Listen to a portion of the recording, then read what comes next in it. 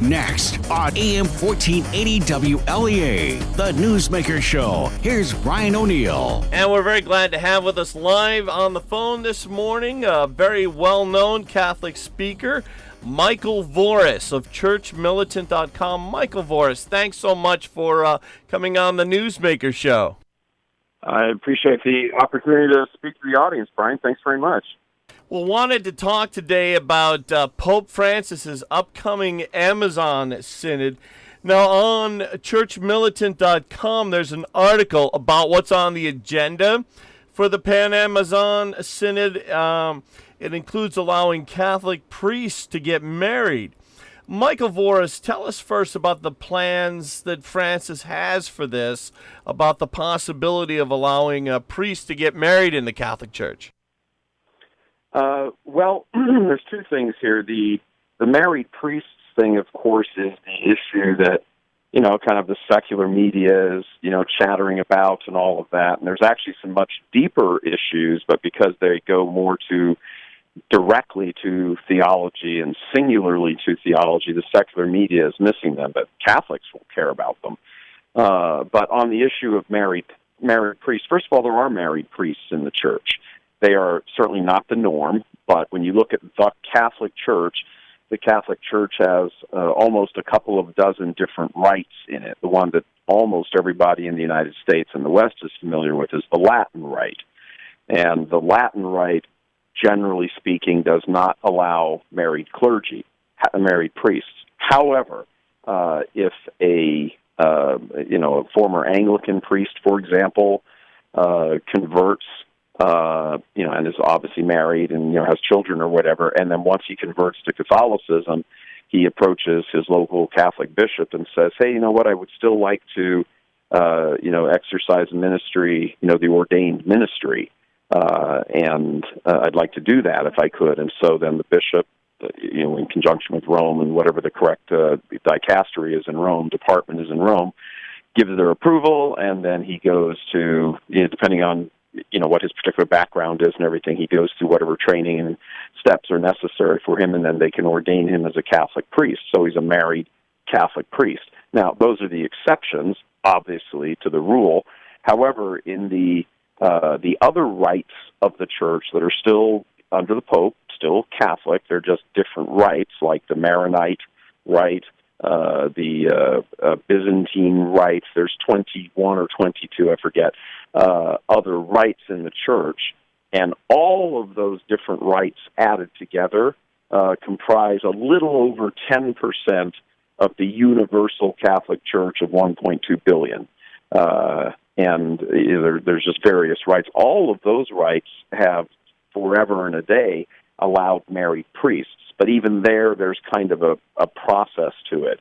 You can't be a priest, you can't be ordained a priest as a single man, and then, 5, 10, 20 years later start dating and, go out and get married and have family. You have to come to the seminary and the priesthood already married, if you have children or not. And then you will never be promoted to being a bishop. So the idea of married clergy has to come with an asterisk next to it. So, yes, there can be married priests. The discipline of celibacy as opposed to the teaching of celibacy. The Church imposes the discipline of celibacy for both supernatural and natural world reasons, and over the course of 2,000 years has sort of concluded in her wisdom that celibacy on the spiritual side is a gift to the priesthood, to the church, that allows priests to be able to be free to exercise their ministry and their commitment to the church more fully. Even as St. Paul makes that comment, a married man is about the concerns of his wife, which he should be, but a man who is single, has more time and more energy and effort and everything to devote all of himself to the service of the church. And that's just common sense. I don't know, that's some great divine revelation. But the church, in her, generosity, on an individual case-by-case basis, can say, well, here in this certain situation, for, the good of this soul, this married man who wants to be a priest because he was already exercising a type of that ministry in another Christian religion, then yes, we can make that exception. And so that's what they've done. They've made exceptions. That's in the Latin rite, and then they have accommodated this sort of historically and traditionally in the Eastern rites, the other rites of the Church. But again, even there's asterisks next to that, to those accommodations. Again, you have to already be married before you approach for the priesthood, for holy orders, and you will never be made bishop, because the Church does place an extremely high, as it should, an extremely high value on celibacy in the priesthood. Again, specifically because you're freed up to be able to be of greater service to the Church. And then even on a practical level, you look at, let's say there's a married man, who is a priest, and he's living in a rectory in a parish. Okay, what if there's 2 or 3 other priests in that rectory? And in a large area, there very well may be. Okay, well, those other men didn't sign on to become, live in a rectory with, 13 kids running around screaming and yelling. It's not their family. So you could immediately see, it's like having Uncle Bob, Joe, and Rick living in the house with the family. I mean, okay, that's going to be, you can foresee all sorts of issues and problems and things there.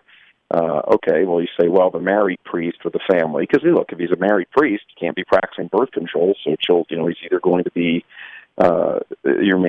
continent with his wife, or they're just going to be having children as a normal Catholic couple would. He just happens to be a priest.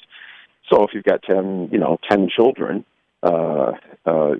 running around the rectory, well, okay, now you have the questions on a natural order of things. Well, who's paying for the children? I mean, does the parish? Of course, the parish would have to support that. I mean, is the rectory big enough to be able to handle 10 children? Who's providing the money for all that? What about the health insurance? What about the, that priest is not as free at this point. The bishop doesn't have as much freedom while dealing with that man, because he can't just say, hey, we need to move you from this parish to over there, or I need to send you to Rome to, you're a smart guy, I need to have a canon lawyer, so I'm going to send you to Rome for 2 years. I mean, all those different things that, allow a, more freedom to be able to serve in multiple different capacities. Right now, married priests who have families, married Catholic priests who have families, they're kind of below the radar, because they are normally, for these types of concerns or these types of issues, they are generally in a small kind of rural parish somewhere where there's just a few, a couple hundred, 300-400 families. Who knows, sometimes the priests are older, so there aren't children, juveniles and adolescents running around the rectory and all that sort of thing. But, again, even there's other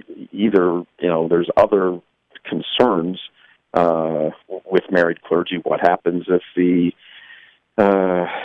what happens if something happens to the wife or the wife's family? Her mother, gets cancer, and all of a sudden mom's, wife is away or tending to her mother's needs, and so that leaves father, who is also the biological father of children. Okay, how is he as free to be able to do things around the parish? What's going to happen to his prayer life if he is now, sort of playing Mr. Mom, and also he's pastor? And he's probably going to be pastor, or even, associate pastor. How's he going to be living in the house with another man who's dedicated to celibacy? And again, there's children running around. There's all of these sorts of things that have, over the course of the centuries and centuries and centuries of the Church, have just, on a natural level, I'm speaking here. Again, there's a supernatural reason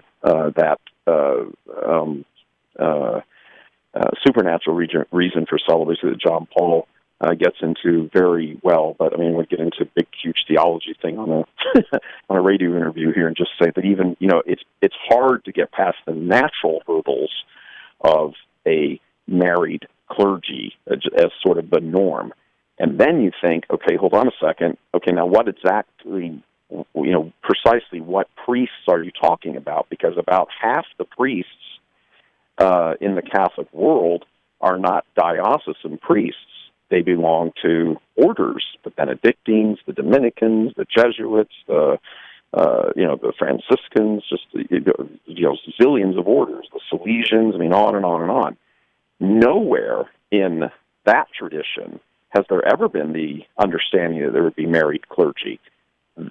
All of the founders of those orders were all celibates. All of the people that gathered around them and down through the centuries and centuries have all understood that celibacy allows them to, devote themselves completely to the service of the church, and they serve as witnesses, giving up, the natural pleasures of this life, wife and family, so they could be a service for the service of helping people, also concentrate on the most important thing, which is the supernatural life. You could not have a monastery, say, for example, a Dominican monastery where half the priests in there are married. It just wouldn't work. That's not part of their theology. It's not part of their formation. It has nothing to do with it. And when you add up all the different orders, you're talking about half of the priests who are ordained all over the world. Michael Voris is our guest. Michael, you're outlining so many reasons why the idea of married priests in the Catholic Church is not a good idea, which brings me to a question: why is this coming up in a synod that Pope Francis has called?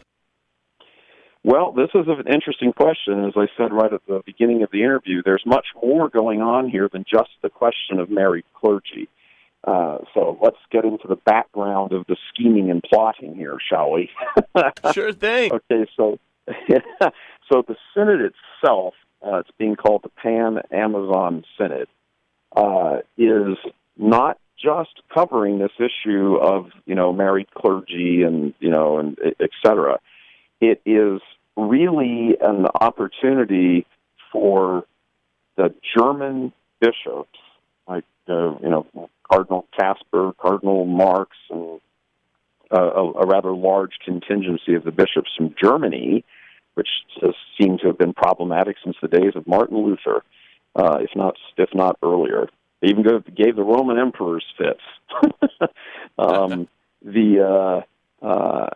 They have been big supporters, that group, the German bishops have historically for the last 50 years been big supporters and proponents of liberation theology. Liberation theology, condemned, by the way, by Pope John Paul and Cardinal Ratzinger before he became Pope Benedict, when he was head of the Congregation for Doctrine and Faith. Liberation theology, in short, is this attempt to sort of marry the precepts and the foundational principles of Marxism with Catholic theology. And as such, it's really about revolution. It's really about social, political change, and all of that is present in the working document of this synod, this sort of pre-working document. And just to give your audience a little bit of a tutorial here for just a moment, whenever there is a synod is just a gathering of groups of bishops from all over the world to sit down and discuss something that, is just whatever the issue is that happens to have come up in the church and, in history. And the process of bringing the synod together is they say, well, what's the problem? Well, what's the problem we need to sit down and talk about? It's X. Okay, well, now let's work up sort of a schema, an agenda, a plan. An agenda, I guess, would be the best way to think of it. So we're going to have this meeting. What are we going to talk about? And, what's the issue that we're talking about, and what do we think the resolutions are for the issue, for the church?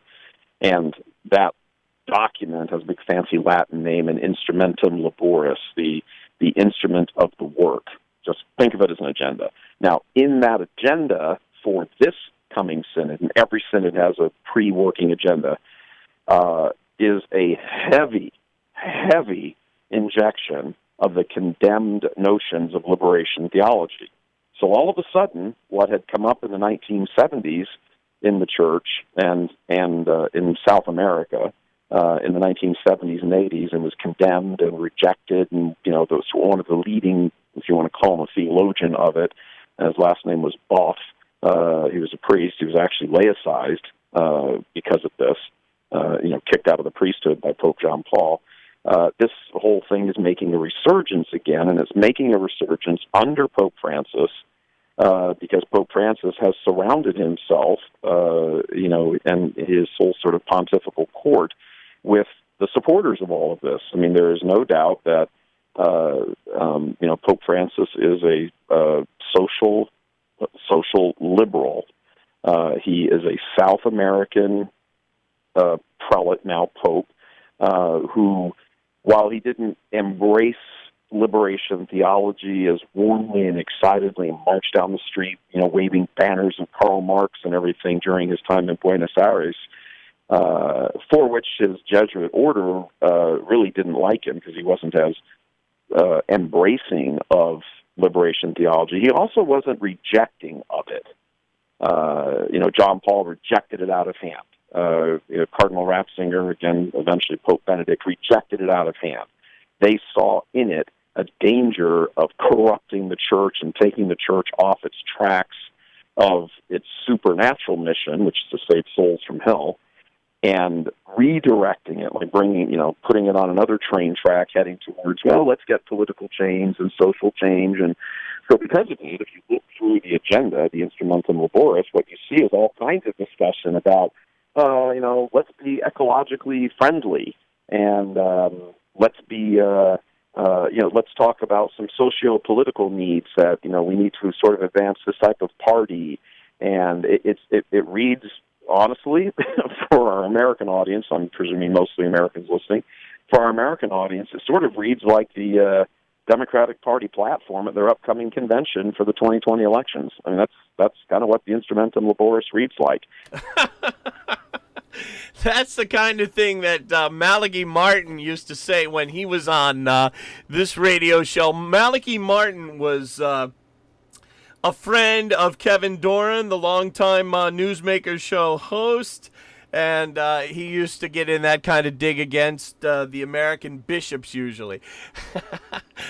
Great having Michael Voris on our Newsmaker show this morning. Going to take a quick break. We'll check the forecast, and then we'll be back with Michael Voris. And what we want to ask him next is, will women priests be allowed as a result of this upcoming Amazon Synod? Stay with us. Ace's Country Cupboard in Belfast is a family-owned restaurant. Whether you're starting the day with the freshest eggs, omelets, pancakes, or waffles, refueling at lunch with a specialty sandwich and fresh-cut French fries, or finishing off your delicious dinner with a piece of their homemade fruit or cream pie, you can count on Ace's to give you plenty of the best food at a great price. Ace's Country Cupboard at 40 South Main Street in Belfast. Oh, and don't forget the Allegheny County Fair in Angelica is going on all this week. Checking in now with meteorologist Rob Carroll. And Rob, you called yesterday, right? The Dodgers game was rained out. What do we got in store for today? Well, a cloudy start, Brian, and then some sunshine, and then we need to worry about the heat and humidity that's going to be building across a wide section of the state as we head into the upcoming weekend. National Weather Service is concerned about it as well. It looks like I'm trying to scroll through the day to see whether or not, we have. Weather Service has put us under an excessive heat watch, and it runs from Friday afternoon through Saturday evening. That means during that time frame, temperatures between the combination of what we hit and the humidity are going to feel like about 100 to 105. So if you have trouble handling heat, you're going to certainly want to be careful tomorrow afternoon, again Saturday afternoon. Again, that excessive heat watch in effect Friday afternoon through Saturday evening. And tomorrow it'll be converted to a warning. Brian, got a lot of cloudiness out there this morning, but it will give way to partial sunshine. Temperatures, they're going to make their way up to about 80 to 85 today. We're partly cloudy through the overnight. We may see a shower, 65 to 70. Partly sunny tomorrow, some showers, some thunderstorms developing, hot and humid near 90. Partly cloudy, warm, humid tomorrow night, 70 to 75. Saturday sun, the risk of a late day storm, 90 to 95. And we'll be back up around 90 on Sunday. And again, there may be some late day storms. Thank you, Rob. We're on the line live this morning with well-known Catholic speaker Michael Voris. Michael Voris, in 1985, a conservative priest, Father Vincent Michelli, wrote a book called Women, Priests, and Other Fantasies. That book's titled by Father Michelli pretty much openly mocks the idea that someday there would be women priests in the Catholic Church. Now, there's an article on churchmilitant.com that quotes Cardinal Muller, who warns that the Amazon Synod plans to possibly get rid of celibacy and plans on discussing the idea of ordaining women to the priesthood. Do you think that'll happen? Well, the interesting thing here is, Pope Francis has shut the door on that again, echoing what Pope John Paul said in, I believe it was 1994, in what is a dogmatic statement. I mean, there's a little bit of language in there, but if I can just sort of do a paraphrase of it, Pope John Paul said in 94, in published document, he said, so as to remove all doubt by the exercise of my office and of Petrine ministry, I hereby declare and make binding on the consciences of all the faithful that the Catholic Church has no authority to ordain women. So that is sort of the root of the Church's teaching on this, that Jesus Christ, the incarnate Son of God, never chose a woman to be a priest. And in Catholic theology, far exceeding the apostles, was his own mother, conceived without sin, the Queen of Heaven. He did not even choose to be a priest. So the popes and the original apostles, everybody and their mother and brother forever and ever and ever in the history of the Catholic Church has simply said, Jesus didn't do this. He didn't give us the authority to do it, so we don't have the authority to do it. The Church can't do it. It's not like we can just take a vote and say, let's change the rule. So with that background, because, again, this was one of those 1970s crazy things of, a bunch of, lesbian nuns running around wanting to be priests and, sort of framing the discussion in the context of, like, for those listeners of yours who are old enough to remember the ERA, the Equal Rights Amendment, and Women's Lib, and all that. Well, all the lesbian nuns, which are a huge number in the 1970s and 80s, were all pounding the ground, and we're shut out of the halls of power because of our sex, and blah blah blah blah blah. And we want to be women priests. And when John Paul was here visiting the United States, I believe he was in San Francisco, a nun, Sister Teresa Kane, stood up in the cathedral where he was visiting and sort of confronted him to his face. It's a very famous video clip, and she read a little speech. I want to say it was in San Francisco. I might be mistaken in the location. I just seem to have a sort of a picture in the back of my mind that was in San Francisco. And she essentially said, women need access to all the highest, offices of power and ministry in the church. And of course, the cathedral erupted in applause and everything. And John Paul just sat there and didn't say anything. He didn't look too happy, and I remember that. I remember seeing that on TV at the time, Michael. And I think at one point he said to her, "Your speech reminds me of a song. It's a long way to Tipperary." The backstory on that is John Paul completely wigged out when he got back into the sacristy. And I can't remember who the person was, but he chewed someone out from top to bottom for allowing that to happen. So, lots of people said, well, you should have stood up and said no, but he didn't. I mean, that's his style, rightly, wrongly, whatever, that's how he responded to it then. But it was part of the prompting, because the fact that he was just sitting there and they did this, it emboldened the women's priest movement, again, largely driven by lesbians. It emboldened that movement and started to chatter up all over again and everything else, which is why, in his document, he said, in order to remove all doubt, the discussion is over. The door is closed on this. It is not possible. Well, that is the exact same reference that Pope Francis himself made sometime earlier this year, I want to say 2 or 3 months ago, said the church doesn't have the authority to ordain women. There is no ordination of women. Okay. That doesn't mean that the irony is that he has surrounded himself with all of these other globalist and socialist agenda things who do want women priests. Doesn't mean because he said no that they're going to take no for an answer. So So the discussion has sort of ratcheted down from the direct ordination of women to the priesthood to one office below that to deacons. And that is where some of the discussion is going on. So the question of married men being ordained priests, that's a church discipline. And the church can excuse from that discipline in any individual case that it wants, in the individual matter like we discussed earlier on the show. But the question of ordaining women is not a church discipline, it's a church teaching. It's an entirely different category. For example, it's a discipline, and there's lots of people who kind of aren't familiar with the nuts and bolts and nitty-gritty of all of these, church speak terms, like, what's the difference? Well, the difference is it's a discipline that when you drive your car, that you maintain the speed limit. You can choose not to, and of course you get spanked if it is, but, you can drive your car. That's a discipline, or you can choose not to drive your car. However, you cannot drive your car off a cliff and not suffer the consequences of it. There are just some things you cannot do because they're beyond your control and your authority. So a teaching cannot be changed. A discipline can be changed. So married men, discipline. Married men as priests, discipline. Women as being ordained to either deacon or priest or bishop, not within the church's authority to be able to do it.